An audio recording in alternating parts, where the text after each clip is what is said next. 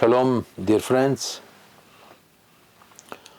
Just a few words to share with you regarding the Parashat Shavua.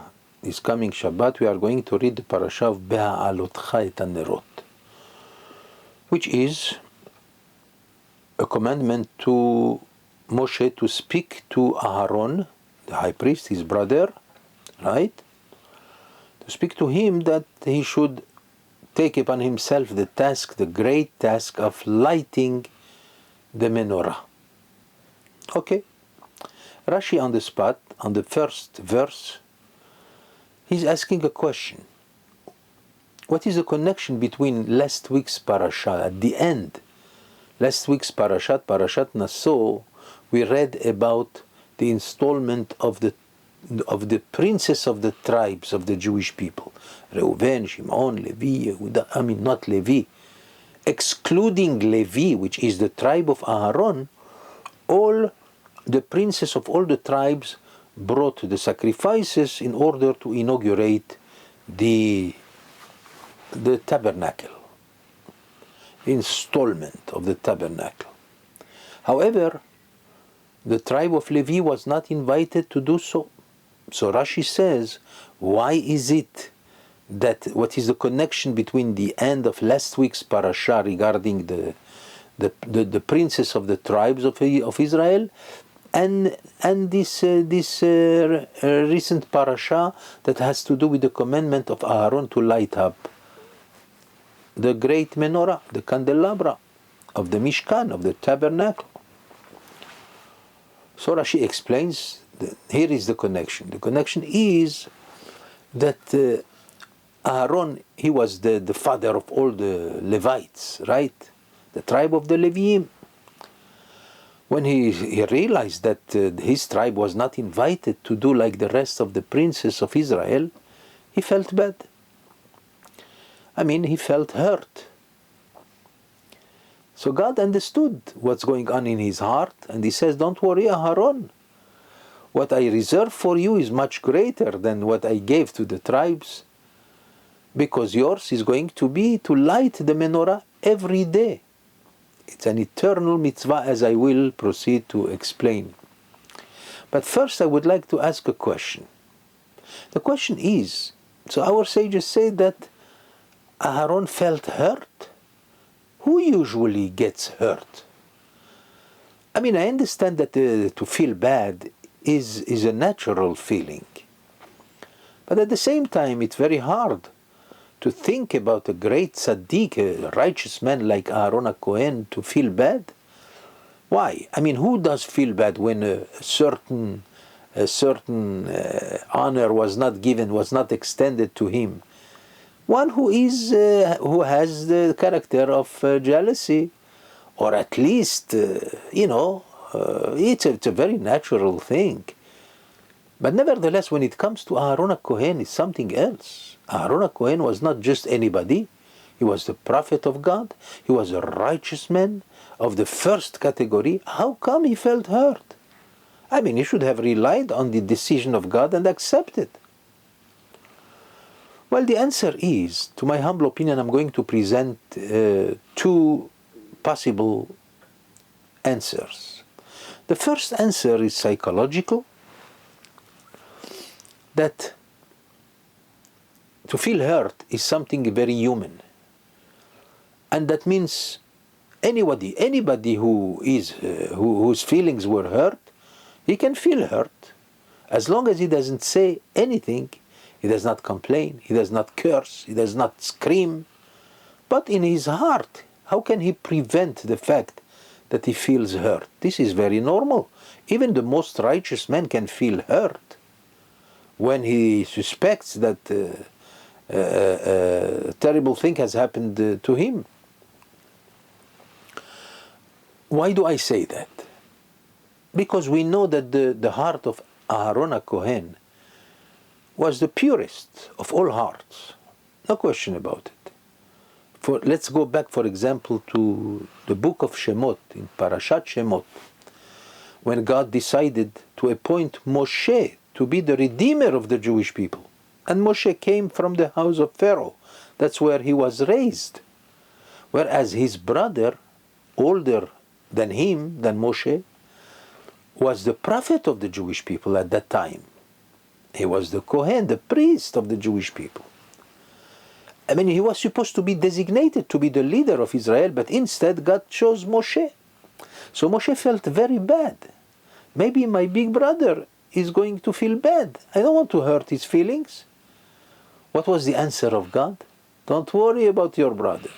Vera'acha v'samach belibo.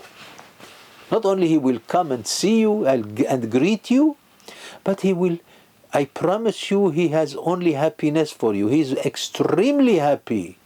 Who can say that? The only one who can go into the heart of people is God. And God saw the internal feelings of Aaron, that he was extremely happy for the fact that his younger brother was chosen to be the leader of Israel and the redeemer of Israel. That it shows that the purity of the heart of Aaron is not questionable at all. But that does not mean he cannot feel bad when something hurtful has been bestowed upon him, unfortunately, because he didn't know what's going on in the mind of God, so he felt that maybe God forgot him. God felt that.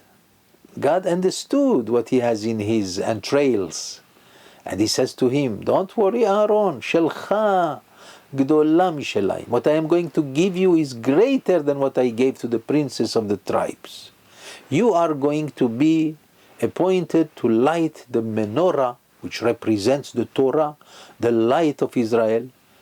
And this mitzvah that I am giving you to do, you are going to do it every day, and it's going to last forever.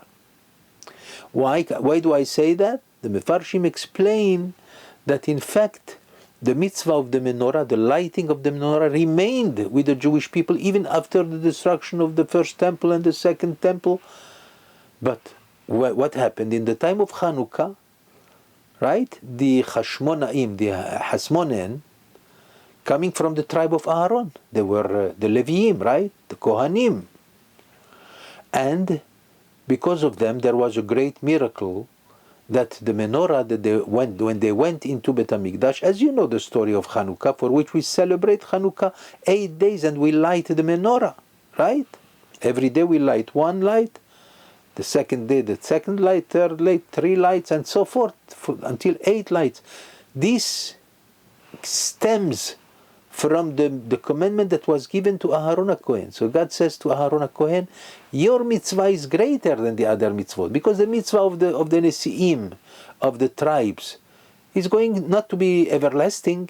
You know, as soon as Bet HaMikdash was destroyed, finished with the sacrifices and everything, this was meant only for the time when they were in the wilderness.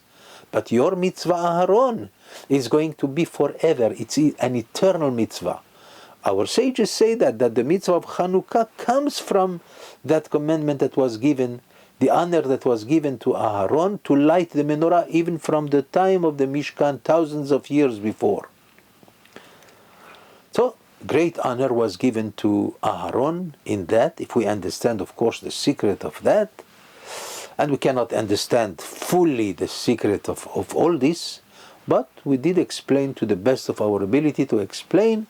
But we are going to offer another explanation, because I would like to first explain that God understands the hurt and the pain, that even when it doesn't come out in the outside, He knows when a tzaddik, when a righteous man feels hurt and he has pain in his heart, He knows it. So the remedy is there, that God presents.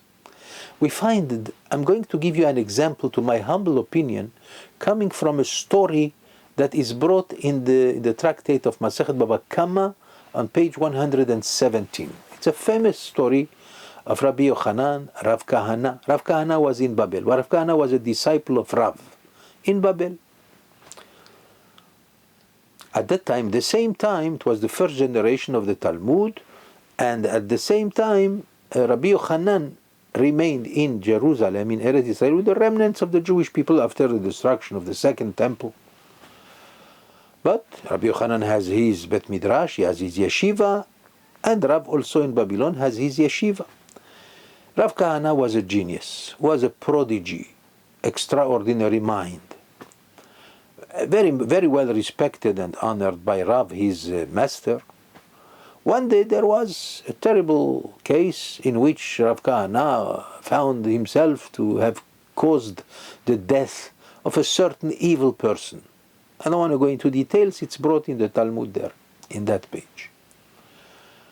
When he came, so he had to run away for himself, otherwise he would be put to prison and maybe even sentenced to death. They were under the government of Babylon, not Jewish anymore. They had some kind of autonomy, but that's it. So he went to Rav. What am I going to do? So Rav said to him, you shouldn't have done it, but I'm going to tell you what to do. You have to take the exile upon yourself to go to the land of Israel, go to Jerusalem where Rabbi Yochanan is teaching. The old, revered rabbi of all the generations, Rabbi Yochanan, is there, he's teaching. I know you, Rav Kahana, I know that you have an extraordinary mind. And I know even from the lessons that I give, that your reactions are unbelievable. So you have to go there. And now take upon yourself the following, so that to pardon your sin for having had to kill someone, although it was a just decision. So he told him, take upon yourself 7 years of silence. When you go to the shiur of Rabbi Yochanan, you keep quiet. It's not easy for Rabbi Yochanan, a man like this, a real genius, to hear all kinds of theories and not to react. It's unbelievable for him. But for 7 years, that's a lot. Only against Rabbi Yochanan, the revered rabbi of that time. Okay, that's what Rav Kahana did. Immediately he went to Israel and he went to hide. Immediately he went to the Bet Midrash of Rabbi Yochanan. He said to them, I'm coming from Babel. So the disciples there saw that a man coming from Babel is not very important. So they put him to sit down on the 7th row, which means the last row of all the students. Okay, he accepted that upon himself. But that day was the day in which, there was a certain custom that when the great rabbi is giving the shiur, the lesson, the next day, the one in charge, second in his greatness, to repeat that shiur and to explain it further. That day was the day of Resh Lakish, the legendary great Rav, who was the friend as well, Talmid Chaver, as well as a disciple of Rabbi Yochanan. And he was the one to repeat the shiur given by Rabbi Yochanan yesterday. Now the commandment of Rav against Rav Kahana was to tell him not to react at the shiur of Rabbi Yochanan. He did not tell him not to react at the shiur of Resh Lakish. So when Resh Lakish started to explain and to expound the words of Rabbi Yochanan, Rav Kahana got up and he started to ask terrific questions. Only a genius can bring about these kind of questions. Everyone was amazed. Oh my God, look at this. This man came from Babylon. He's such a genius. What is this? Is a lion coming. Ari alami Babel. A lion coming from Babylon. They went to tell Rabbi Yochanan. But before that, they asked Rav Kahana, please come and sit on the first row. They wanted to see him doing the same to Rabbi Yochanan when he comes back the next day to give his shiur. So they went to Rabbi Yochanan and they told him, Rabbi, prepare yourself very well. At that time, Rabbi Yochanan was very old, 120 years old. His eyes also were extremely heavy, and he could not even raise his eyes in order to see. He needed help. He was so old. Nevertheless, his mind was sparkling with tremendous genius. Rabbi Yochanan is the legendary rabbi of all the generations, no question about it. But they told him, nevertheless, be careful, prepare yourself, because there is a certain genius that came from Babylon, he's waiting for you. Fine. Rabbi Yochanan the next day comes, he starts his shiur. Rav Kahana is not allowed to react. Right? Remember, Rav forbade him totally to say anything. Everyone was so disappointed. They said, what's going on? Is this the lion that we thought? This man is a little fox from Babylon. Let's get him back again to the 7th row. It was a terrible humiliation for Rav Kahana. And Rav Kahana felt that those 7 rows could be in exchange for the 7 years that was given by Rav, his master. And he says, I think I can get up and start my questions. And he started with, as a genius as he was, his questions were terrific. And everyone was amazed. And Rabbi Yochanan, of course, the greatness of Rabbi Yochanan is not to be in competition with any greatness. But nevertheless, he wanted to see the prodigy. He said, please help me to lift my pupils of my eyes. This way I can see this marvelous prodigy.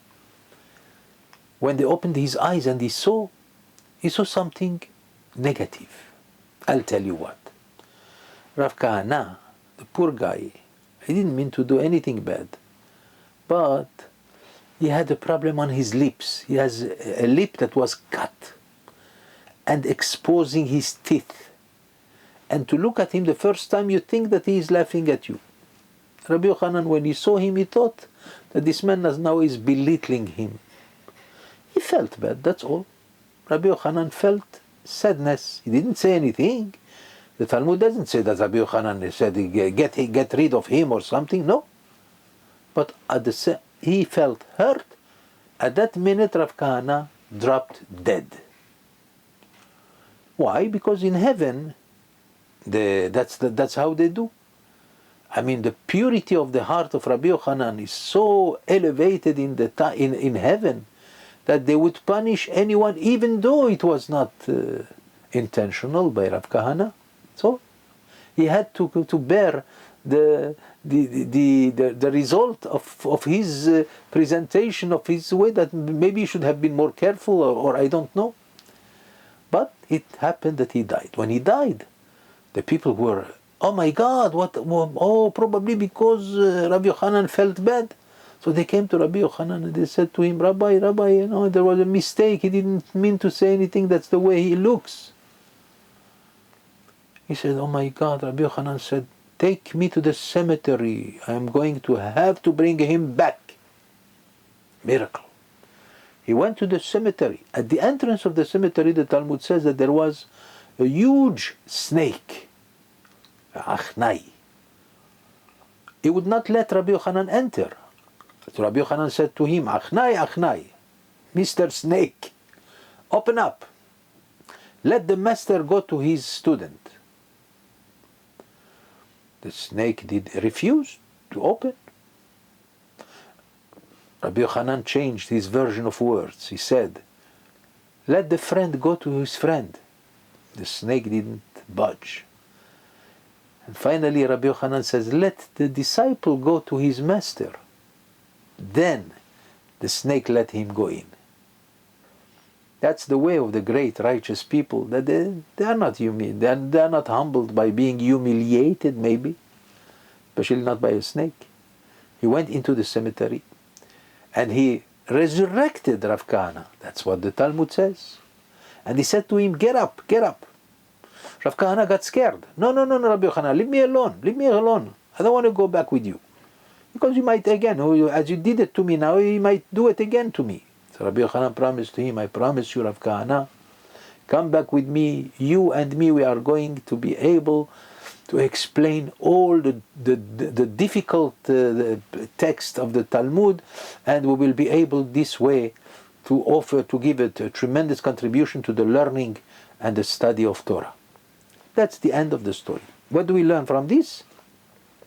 That the heart of the very righteous man, the purest heart, is known very well by God, and therefore his heart is extremely honored and respected in heaven, so much that a person could become guilty even though he is not guilty, and he might be punished. So the same thing happened with Aharon HaKohen. Aharon HaKohen felt bad. He didn't say anything bad. God knows the heart of Aharon. He knows that he is pure at heart. Nevertheless, he understood that he feels bad. Therefore, he offered him and he promised him, don't worry, he said. What is designated for you is greater honor than the honor that we have given to all the tribes, to all the princes of the tribes. Well, there is another explanation why Aaron felt bad. It was not a personal hurt, no. It was because he knew the reason why the Leviim, his tribe was not invited. Why is that? Because if you go back to the time when the Jewish people were enslaved by the Egyptians, we know that all the tribes, at the time, every tribe was known by its own tribe. All the tribes were put to slavery, except the tribe of Leviim. They are the only ones who did not suffer from the slavery that befell upon the Jewish people in Egypt. Why? Because in the eyes of the Egyptians, the Leviim, the Levites, were known as people who are closer to God. So therefore they won't touch them.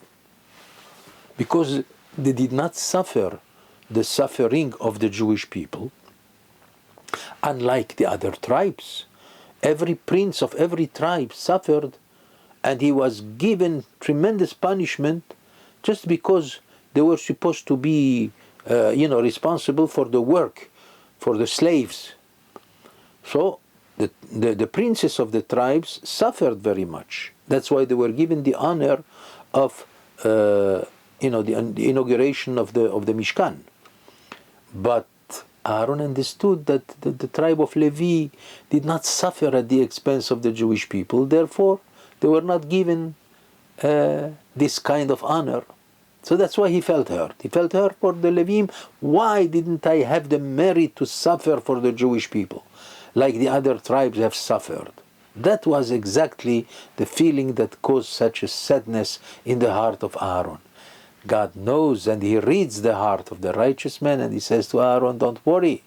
Your mitzvah, your commandment, and your honor is going to be forever and ever. Even up to today, every Kohen is honored by being first called to the Torah. But besides that, is also the mitzvah that was given to Aaron to light the menorah was the mitzvah that became eternal by the Jewish people, of course, through the intermediary of the story of Hanukkah, in which we had the great miracle. The miracle that the light lasted, the oil, the little oil, small quantity of oil that was sufficient only for one day, to light one day, sufficed for 8 days, and that's the reason why we celebrate Hanukkah for 8 days, and that stems from Aharon HaKohen even thousands of years before, when Aharon HaKohen was given the honor to light the menorah. That's the difference. And that's the point. I just would like to add, based on what it says in the parasha here, that the Leviim, the Levites, were called as a Toch Bnei Israel, the central point of the Jewish people. As God says to Moshe, Kach et Alviim mitoch Bnei Israel, take the Levites to serve me from the midst of the Jewish people. So now the question is, why is it that it had that this kind of expression was to be used? From the midst. I mean, there are other ways how to put. Why you mean to tell me that the Leviim, the Levites, are the center of the Jewish people? In a way, yes. The Vilna Gaon explains something formidable. As you know, he says, Toch Bnei Israel, the inside, the middle of the people of Israel, in the word Yisrael. The word Israel is written in 5 letters, Yud, Shin, Resh, Aleph, and Lamed. The Vilna Gaon says, try to memorize this because it's wonderful. Look at that. Every letter in Kabbalah, it's known that every letter could be written also in the way you pronounce it. That's called Bemilui, when it is full. Let's say Yud. In Kabbalah, you don't write just Yud, the letter Yud. You write the way it is pronounced. Yud, Vav, Dalet. Yud. So what in the center you have Vav, right? Take the Vav, put it aside. Go to that's Yud of Israel, the first letter. The second letter is Shin. Shin also, if you write it fully, Bemilui, as Kabbalah insists, then you will write it Resh, Yud, Shin. Resh. I'm talking about Shin. Shin, Yud, Nun. Shin, Yud, Nun. Shin. What is the letter that is in the middle? Yud. Take the Yud, put it together with the Vav before. Now we have Resh of Israel.